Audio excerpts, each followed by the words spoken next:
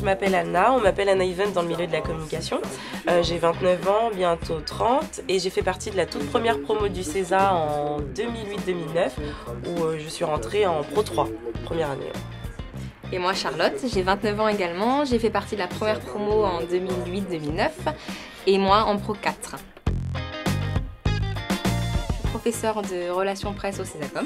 Depuis 2 ans maintenant, je m'occupe des Pro 3 et en même temps, je travaille en tant que chargée de relations presse pour l'association Son of Sneakers. Donc je vais laisser Anna présenter le projet.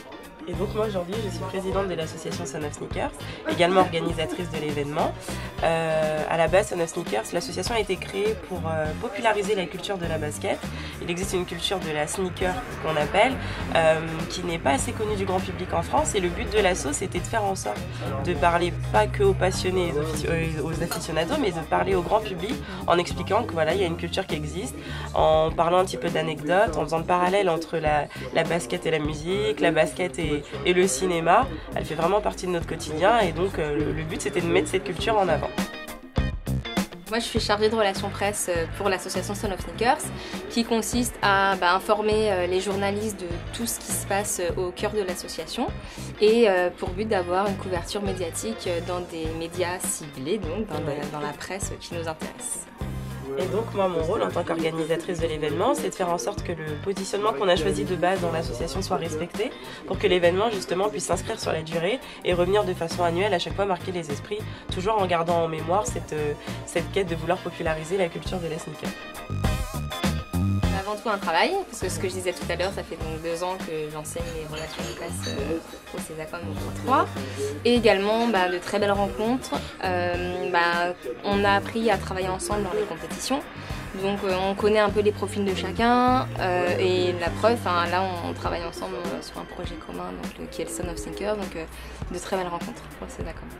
Et puis je vais la rejoindre un petit peu dans ce qu'elle disait, dans le sens où le CESA, on avait tous des profils totalement divers, et le fait de rencontrer des gens qui viennent de tout horizon, je trouve que ça ouvre un petit peu plus l'esprit et les mentalités tout à chacun, ce qui fait que on a chacun apporté un petit peu notre pierre à l'édifice, et puis après, au-delà de ça, c'était vraiment des belles rencontres, quoi. Parce qu'aujourd'hui, j'ai eu besoin d'avoir une attachée de presse dans mon projet, et au lieu de chercher de faire des appels à candidature sur internet, tout de suite on pense au réseau qu'on a pu se constituer au sein de nos années CESA, et puis on va chercher dans les profils de personnes qu'on a côtoyées, et c'est comme ça qu'on a été amenés à travailler ensemble sur ce projet-là.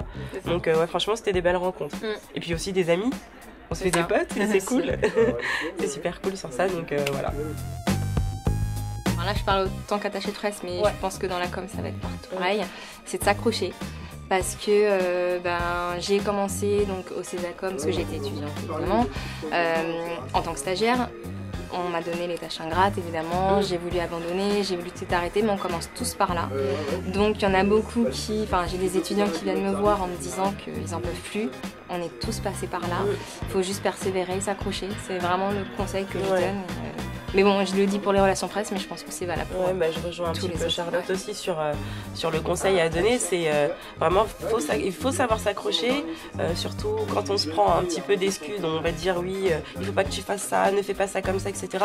Vraiment rester fidèle à ce qu'on est et à l'état d'esprit qu'on a et auquel on croit, et vraiment pas lâcher l'affaire et se battre coûte que coûte. Parce qu'après c'est du bonheur. Ouais, c'est de la persévérance pure et dure. C'est ça.